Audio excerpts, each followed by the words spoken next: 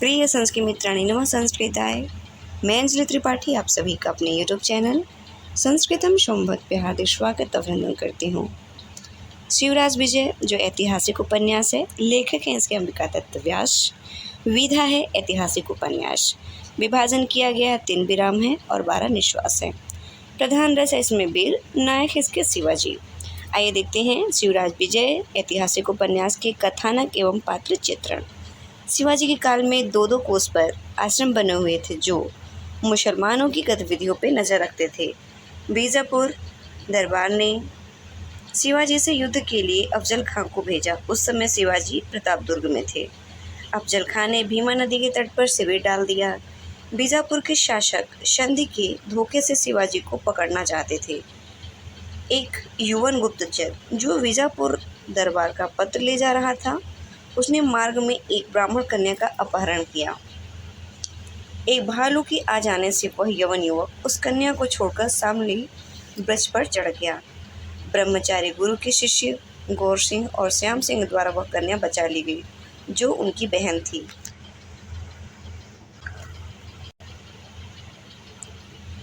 यवन गुप्तचर गौर सिंह द्वारा मारा गया था। बीजापुर का गुप्त संदेश उसके वस्त्रों में से गौर सिंह को प्राप्त हुआ। गुप्त संदेश को जानकर शिवाजी ने स्वयं अफजल खान को छलने की योजना बनाई। बीजापुर में संधि प्रस्ताव लेकर भेजे गए पंडित गोपीनाथ द्वारा प्रतापदुर्ग की तलहटी में अफजल खान से मिलने का शिवाजी ने प्रबंध किया। गौर सिंह गाय के वेश में अफजल खान के शिविर में जाकर संपूर्ण भेद निकाल लाया। शिवाजी कपड़ों के अंदर कवच और हाथों में बाघ नख नामक हथियार पहनकर अफजल खान से मिलने गए। आलिंगन के समय शिवाजी ने अफजल खान के कंधों और गर्दन को पकड़कर फाड़कर मार डाला। गौर सिंह द्वारा जिस ब्राह्मण कन्या की रक्षा की गई थी, उसके संरक्षक एक वृद्ध ब्राह्मण थे। वह कन्या गौर सिंह और श्याम सिंह की बहन सवर्णी है और वृद्ध ब्राह्मण उनके पुरोहित देव शर्मा हैं। ब्रह्मचारी गुरु के अनुरोध पर गौर सिंह ने अपना वृत्तांत सुनाया। वे तीनों गौर सिंह, श्याम सिंह और सवर्णी उदयपुर के जागीरदार खड़ग सिंह के पुत्र पुत्री थे। माता पिता की मृत्यु के बाद तीनों बहन भाई पुरोहित की संरक्षता में रहते थे। शिकार पर गए हुए वे लुटेरी द्वारा पकड़े गए। वहां से वे भाग कर हनुमान मंदिर अध्यक्ष की सहायता से भीमा नदी के किनारे शिवाजी से मिलने और ब्रह्मचारी गुरु के आश्रम में रहने लगे।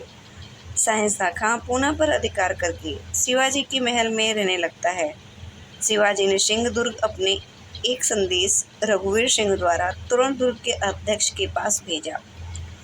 रघुवीर सिंह तोरण दुर्ग के अध्यक्ष की आज्ञा से हनुमान मंदिर में ठहरा। देव शर्मा सवर्णी को लेकर उसी हनुमान मंदिर में रहने लगे थे, जहां वाटिका में रघुवीर सिंह सवर्णी को देखता है। शिवाजी के आदेश पर रघुवीर सिंह साहिंसा खां के साथ होने वाले युद्ध का भविष्य पूछने के लिए देव शर्मा के पास गया। देव शर्मा ने सवर्णी द्वारा उसे एक मोदक खिलाकर गले में एक माला डलवाई।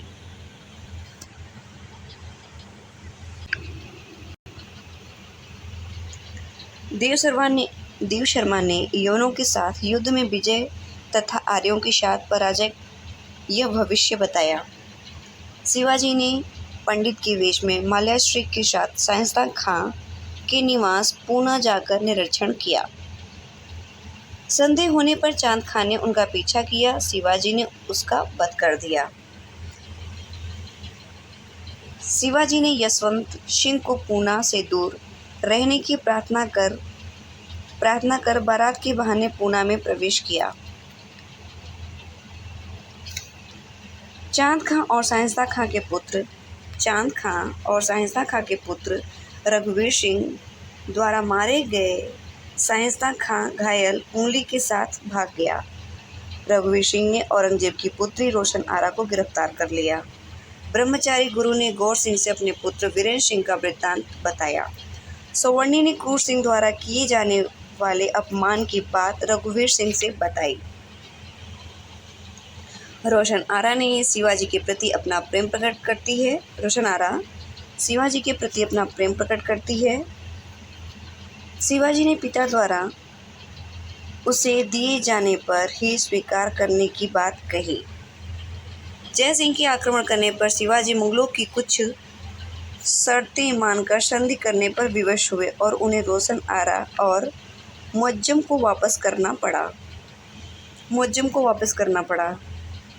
बीजापुर किले पर आक्रमण करके रघुवीर सिंह की सहायता से शिवाजी ने विजय प्राप्त की और रहमत खां को पकड़ लिया गया। रहमत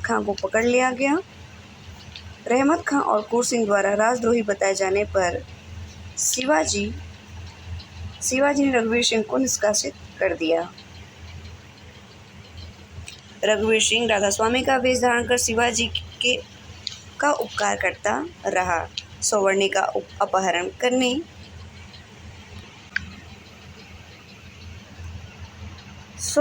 अपहरण की इच्छा रखने वाले क्रूर सिंह का रघुवीर सिंह अर्थात राधास्वामी ने वध कर दिया।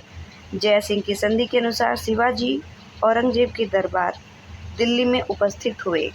मार्ग में राधास्वामी अर्थात रघुवीर सिंह के रोकने पर भी वे नहीं माने। औरंगजेब ने शिवाजी को नज़रबंद करवा दिया, परंतु रघुवीर सिंह की सहायता से वे भागने में सफल हो गए। रघुवीर सिंह को मंडलेश्वर पद प्रदान किया गया था। सवर्णी के साथ उसका विवाह हो गया। ये पूछा जाता है रघुवीर सिंह को कौन से पद प्रदान किए गए थे, तो मंडलेश्वर पद प्रदान किए गए थे।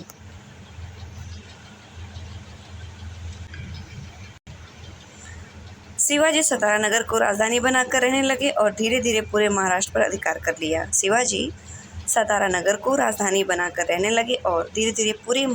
अधिकार कर लिया। औरंगजेब द्वारा प्रेषित सेनापति मोहम्मद खां भगा दिया गया। ये देखते हैं प्रथम निश्वास शिवराज विजय से, उसमें से उनके अनुवाद।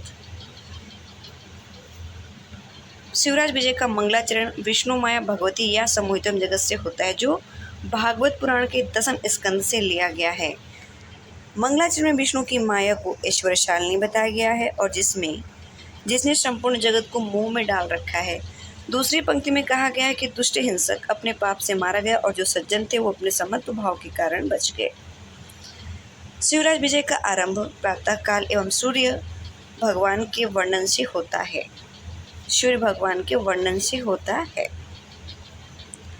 देर से सोकर उठे गौर सिंह को पुष्प चुनने से श्याम बटू रोकता है और बताता है कि उसने गुरु अर्थात जो ब्रह्मचारी गुरु हैं के संध्योपासना की समस्त सामग्री पहुंचा दी है। शिवराज विजय का मंगलाचरण नमस्कारात्मक और वस्तु निर्देशात्मक मंगलाचरण है। गौर सिंह केले के पत्ते को तिनकों से जोड़कर उसी में पुष्प तोड़ना प्रारंभ करता है। केले के पत्ते को तोड़कर उसे एक पात्र टाइप का बना लेता है, उसी में पुष्प को चुनकर रखता है। गौर बटू लगभग 16 वर्ष का है। उसका साथी अर्थात भाई श्याम बटू भी उसी का समवयस्क अर्थात उसी के आयु का है। उनकी कुटिया केले के वन से घिरे होने के कारण कुंज की जैसी प्रतीत होती है। कुटिया के चारों ओर पुष्प वाटिका थी तथा पूर्व दिशा में एक तालाब था। कुटिया के दक्षिण में झरनों तथा सुंदर कंदराओं से युक्त एक पर्वत खंड विद्यमान है।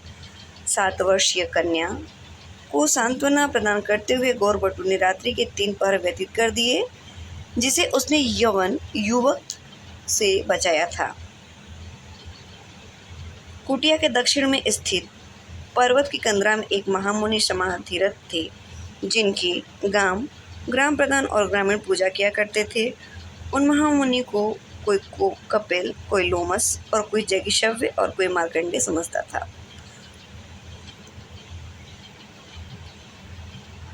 उन महामुनि अर्थात योगीराज को सर्वप्रथम उन 2 ब्राह्मण बालकों गौरवटू और श्यामवटू के द्वारा शिखर से नीचे उतरते देखा गया। योगीराज आश्रम में आकर कष्टासन पर उदयाचल पर सूर्य के समान आसीन हुए अर्थात बैठे। ब्रह्मचारी गुरु ने जैसे ही कुछ बोलना चाहा तभी उस बालिका का करुण क्रंदन सुनाई पड़ गया। रोने की आवाज़ आ जाती है। योगीराज की उस कन्या के संबंध में पूछने पर श्यामवटू को उसे शांत करने का आदेश देकर ब्रह्मचारी गुरु ने बोलना आरंभ किया। सर्वप्रथम उस कन्या का करुण क्रंदन सुनकर ब्रह्मचारी ने पता लगाने हेतु अपने शिष्यों को भेजा था।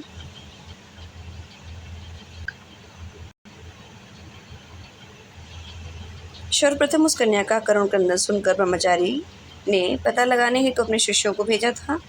यौवन युवक उस कन्या को माता के हाथ से छीनकर भागा था। उसने बालिका को छुरा दिखाकर शांत करना चाहा। अचानक भालू के आ जाने से यवन युवक सालमली वृक्ष पर चढ़ गया और कन्या गुणाक्षर से पलाश वृक्षों से झुरमुट में प्रवेश कर आश्रम की तरफ आई। योगीराज के विक्रमादित्य में ऐसा उपद्रव कहने पर ब्रह्मचारी गुरु ने बताया कि विक्रमादित्य के राज्य को बीते तो 1700 वर्ष हो गए। ब्रह्मचारी गुरु ने बताया कि आज वेद फाड़कर मार्गों में बिखेरे जाते हैं, धर्मशास्त्रों को उछालकर आग में झोंका जाता है, पुराणों को पीसकर पानी में फेंका जाता है, भाष्य नष्ट करके भाड़ में झोंके जाते हैं। योगीराज विक्रमादित्य द्वारा शकों को जीतने को कल की ही बात बताते हैं। उनको इतने वर्ष हो जाता है समाधि लगाए हुए कि उन्हें लगता है कि ये उसी समय का ये वृत्तांत है जिस समय में समाधि लगाया हुआ था। योगीराज विक्रमादित्य द्वारा शकों को जीते जाने को कल की ही बात बताते हैं। ब्रह्मचारी गुरु योगीराज से बताते हैं कि भगवान, आपने जिन पुरुषों को देखा था वह उनकी 25वीं पीढ़ी के रूप पुरुष भी दिखाई नहीं पड़ते। योगीराज बताते हैं कि वे युधिष्ठिर के समय समाधि लगाकर विक्रमादित्य के समय में तथा विक्रमादित्य के समय समाधि लगाकर इस दुराचार समय में उठे। ब्रह्मचारी गुरु ने बताया कि महमूद गजनी ने भारत को 12 बार लूटा और सैकड़ों ऊँटों पर रत्नों को लादकर अपने देश ले गया। उसने गुजरात देश में स्थित सोमनाथ को भी, जो सोमनाथ मंदिर है, को भी धूल में मिला दिया। सोमनाथ के किवाड़े, जो वैदुर्य, मूंगा, पद्म, राग, हीरे मोतियों से बनी थी।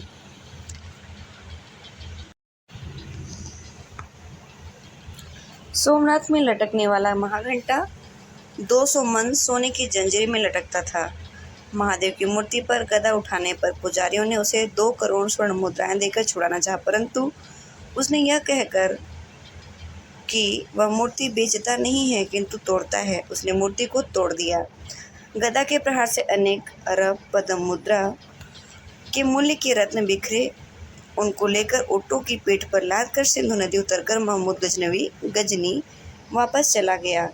संवत 1087 में गौड़ देश निवासी शहाबुद्दीन नामक यवन पहले गजनी देश पर फिर भारत पर आक्रमण किया और 1250 में दिल्ली को अश्वारोहियों से घेर लिया। उसने वाराणसी में भी हड्डियों के अनेक पहाड़ बना दिए। वाराणसी तक उसने अकंटक राज्य किया। शहाबुद्दीन अर्थात मोहम्मद गोरी ने ही मुख्यतः भारत में यवन शासन का बीजारोपण किया और उसी ने कुतुबुद्दीन नामक गुलाम को दिल्ली का प्रथम सम्राट बनाया।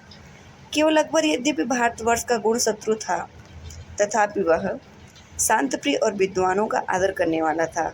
औरंगजेब ने आलमगीर उपाधि धारण किया। औरंगजेब ने शाहजहां खां को दक्षिण के शासक के रूप में भेजा। शिवाजी पूरा नगर के निकट सिंहदुर्ग में रह रहे थे। बीजापुर ही है। या कार्य सिद्ध होगा या शरीर नष्ट होगा, यह शिवाजी की प्रतिज्ञा थी। योगीराज ने वीर शिवाजी विजयी हो और आपके मनोरथ सिद्ध हो का आशीर्वाद दिया। दूसरे प्रश्न के रूप में कब देखूंगा उसे पूछने पर योगीराज ने विवाह के समय देखोगे ऐसा उत्तर दिया। गौर सिंह अफजल खां के 3 घोड़ों और घुड़सवारों को मारकर 5 ब्राह्मणों को छुड़ाकर ले आया। गौर सिंह ने देखा कि गृहवाटिका के केलों के झुरमुट में 2 या 3 पेड़ अधिक काँप रहे थे। गौर सिंह ने कुटीर की बल्ली से तलवार छिपा रखी थी। कुटीर की बल्ली में तलवार छिपा रखी थी। छिपा हुआ यौन युवक सिर पर नीले वस्त्र, हरित वर्ण का कंचुक और श्याम अर्थात नीले वस्त्र कड़ी तट पर बांधे था। उस यौन युवक की उम्र लगभग 20 वर्ष थी।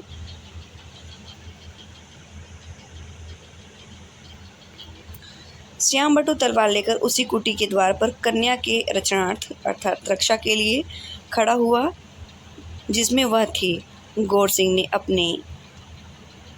ने यौन युवक को मारकर उसके कपड़ों में से एक पत्र निकालकर गढ़ों सहित कुटिया में प्रवेश किया। अर्थात जो कन्या का सवर्णी का अपहरण किया था यौन युवक, गौर सिंह ने उसका वध कर दिया। ये रहे शिवराज विजय से कथानक के परिचय और शिवराज के प्रथम निश्वास के सभी के अनुवाद। आशा सभी को वीडियो अच्छी लगेगी। मित्रों तक शेयर करेंगे। जो नए मित्र जुड़े चैनल को सब्सक्राइब करेंगे। मिलते हैं अगले सेशन में। तब तक के लिए धन्यवाद मित्रों। नमः संस्कृताय।